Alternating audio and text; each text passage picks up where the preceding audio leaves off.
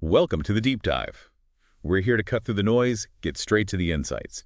And today, July 26, 2025, it's a pretty significant day on the financial calendar. It is. We've got fresh quarterly results just out from a major player. And we're jumping right in. For this deep dive, we're looking at Whirlpool of India Limited, specifically their unaudited financial results for the quarter that ended June 30, 2025. That's right. And it's not just about, reading out the numbers. There's a surprisingly interesting story behind them this time. It definitely looks that way. Yeah. So to really get to the heart of it, we've gone straight to the source documents. Yep. We've dug into the official regulatory filings. Everything from the outcome of the board meeting, the unaudited financials themselves, both standalone and consolidated. The limited review reports from their auditors, that's S.R. Batlaboy & Co., LLP. And, of course, the company's own press release that came out alongside all of this. And our mission really is to navigate all this, fairly dense financial stuff and pull out the key nuggets of knowledge, the insights. We want to help you quickly grasp what these numbers actually mean for a big home appliance company in the Indian market. Right. Not just the what, but the why, the really fascinating why behind the performance. Exactly. Okay, let's unpack this then. Maybe start with the official context. Today, Whirlpool's board of directors met. They did. Between 11:00 a.m. and 02:30 p.m. Indian Standard Time. And the key decision. They approved these unaudited financial results we're talking about, both the standalone and the consolidated figures for Q1. And this isn't just internal housekeeping, right? This is part of a formal regulatory process. Absolutely. It's required under the SEBI regulations, that's the Securities and Exchange Board of India, the listing obligations and disclosure requirements specifically. So filed with the stock exchanges, BSE, NSE. Correct. It ensures that investors get this information transparently. It's a fundamental piece of being a publicly listed company. Okay, that makes sense. And whenever we talk financials, the auditors are obviously key. You mentioned S.R. Batlaboy & Co., NLP. Yes, they're the statutory auditors, and they issued what's called a limited review report. Now, limited review. That term sounds, well, limited. What exactly does that mean for you, the listener? It's an important distinction. A limited review provides moderate assurance. That's the official term. Moderate assurance. Okay. And they're very clear in the report that this is substantially less in scope than an audit. So you can think of it maybe like a quick checkup versus a full, detailed examination. So they don't issue a full audit opinion then? No, they don't express an audit opinion based on a limited review. But crucially, the conclusion here was clear. Which was? That based on their review, nothing came to their attention that made them believe the financial statements contained any material misstatement or, failed to disclose something important that should have been disclosed under the regulations. Got it. So it's the standard level of assurance for quarterly results, but not the deep dive of an annual audit. Exactly. The full audit comes later for the year-end results. And for anyone wanting to see the details themselves, where can they find this information? The company will publish extracts in the newspapers by July 28th. Financial Express, the English paper across all editions, and the Pune edition of Loksata, which is in Marathi. And online too, I assume. Oh, definitely. They'll be up on the stock exchange websites, NSE India and BSE India, and on Whirlpool India's own website, whirlpoolindia.com. Easy to find. Great. So that sets the stage. We understand the official framework, the auditor's role. Now, let's get to the actual numbers, because as you said, there's a story here. When I saw the press release headlines, something immediately jumped out. I know what you mean. That contrast, right? Exactly. Revenue is down, but profit is actually up. How does that happen? It's the kind of thing that makes you double take. A real head scratcher initially. Okay, let's break down those consolidated numbers first. This is Q1 of their fiscal year 26 compared to Q1 last year. Revenue from operations came in at 2,432 crore rupees. Which is, what, down about 2.6% compared to the same quarter last year? That's right. Q1 FY25 consolidated revenue was just under 2,500 crore. So, a dip. But then profit before tax, the PBT. That's where it gets interesting. RS 196.4 crore, which is actually up slightly by 0.3% compared to last year's 195.9 crore. Okay, small increase, but still an increase despite lower revenue. And after tax, PP. Same story. RS 146.1 crore this quarter, up 0.6% from 145.25 crore last year. And that translates to earnings per share, EPS, Yeah. too. Basic and diluted EPS for the consolidated results edged up to Rs 11.49 from Rs 11.34 last year. And the standalone results, just looking at Whirlpool India itself, they basically mirror this trend, don't they? Similar small drops in revenue, similar slight rises in profit and EPS. Very similar picture on the standalone side. Revenue down 2.8%, PBT up 0.4%, PP up 0.8%, and EPS up to 10.65 from 10.56. The core story holds. So, okay, the big question then is how? How does a company sell less stuff but make slightly more profit? What's going on under the hood? Well, that's the why we need to unpack. And the press release gives us some big clues. The main reason revenue fell wasn't specific to Whirlpool. Market-wide factors. Exactly. They point to a very significant decline in industry of air conditioners and refrigerators in this quarter compared to last year. Okay, and why the big drop in ACs and fridges across the board? Weather. Plain and simple. A poor summer and onset of early monsoon that affected all players. People just weren't buying cooling appliances like they did the previous year when the summer was presumably hotter or longer. Right, that makes sense. Yeah. If the whole market tide is going out, it's hard to swim against it.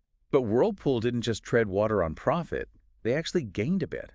How? This is where their internal strategy really comes into play. Despite those industry headwinds, they managed to keep their own volume decline minimal Minimal. How? by continuing to gain market shares. Specifically, they mentioned gains in refrigerators and washing machines during April and May. Gaining share in a shrinking market. That's impressive. What drove that? Was it price cuts or something else? The release attributes it to a continued focus on executional excellence, new product innovations, and ROI-based investments. So better execution, new products people wanted, and smart spending. Seems so. And they emphasize this isn't a new trick. It's a strategy that's been working for the past several quarters. So consistency seems key. Okay, so holding on to volume better than competitors and gaining share helped protect the top line somewhat. But how do they boost the bottom line, the profit? Cost control. Big time. Yeah. They highlight outstanding cost control behind its P4G program. P4G. Any idea what that stands for? Productivity for growth? Performance for growth? The source doesn't specify the full name, but your guesses are likely spot on. It's clearly a major internal efficiency drive.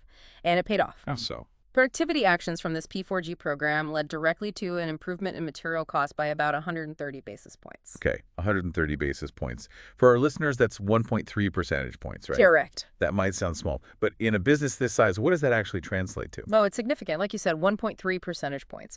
So for every, say, 100 rupees they spent on materials before, they're now spending 1 rupee 30 pays less. When you multiply that saving across their entire production volume, dealing with billions in revenue, well, it adds up to millions, directly boosting their profit margin. It really shows how managing costs effectively can make a huge difference, especially when sales are under pressure. That really puts it in perspective. Better cost management, directly offsetting some of that market weakness. Yeah. But there was another factor mentioned, wasn't there? Something about e-waste regulations. Yes, good point. While their gross contribution improved, partly thanks to that cost control, it was partially offset by e-waste additional price upcharge provision. An offset, so a new cost. Essentially, yes. New regulations meant they had to make an additional provision. It amounted to Rs 23.3 crore on the consolidated results and Rs 23 crore standalone. So that ate into the gains they made elsewhere. It did. It's an external factor, a new regulatory cost they had to absorb this quarter. So if we were to kind of mentally set aside that specific e-waste cost for a moment, what would the underlying operational profit picture look like? That's a really insightful way to look at it, because it highlights their core operational strength even more. Officially, consolidated EBITDA, that's earnings before interest, taxes, depreciation, and amortization, was Rs 211.1 crore. Barely up, just 0.1% versus last year. Okay.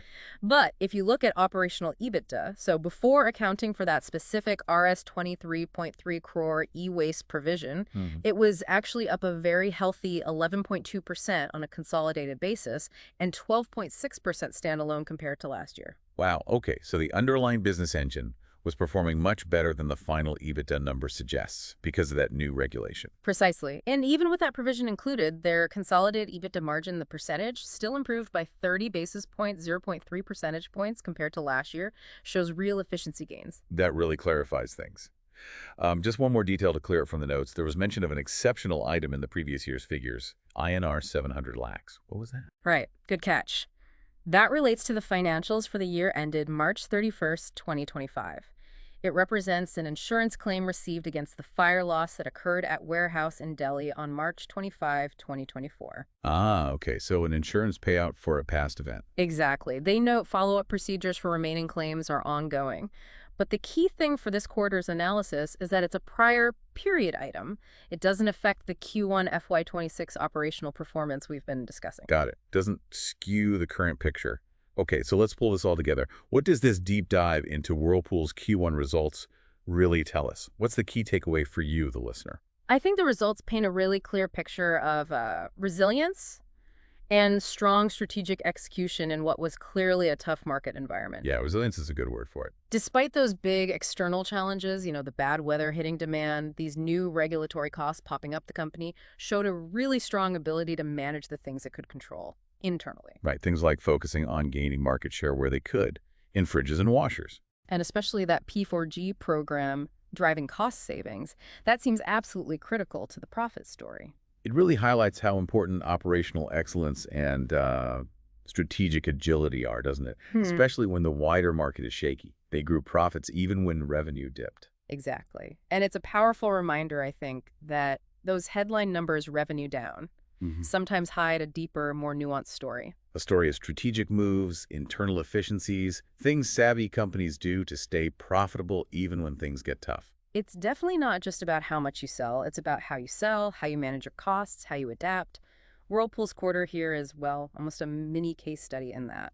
So there you have it. We've peeled back the layers on Whirlpool of India's Q1 FY26 financials. We've seen how a major company navigated an industry downturn using smart strategy, focusing on market share, and crucially, keeping a tight grip on costs. And it leaves us with a thought to ponder, doesn't it? When companies face these external pressures, could be economic shifts, could be regulations, could even be unpredictable weather. What parts of their internal strategy really prove most vital? Things like that P4G program or their specific focus on certain product categories. What really makes the difference for sustained profitability and resilience? And maybe what lessons can other industries, other companies learn from this kind of adaptability we've seen in Whirlpool's results today? Something for you to think about.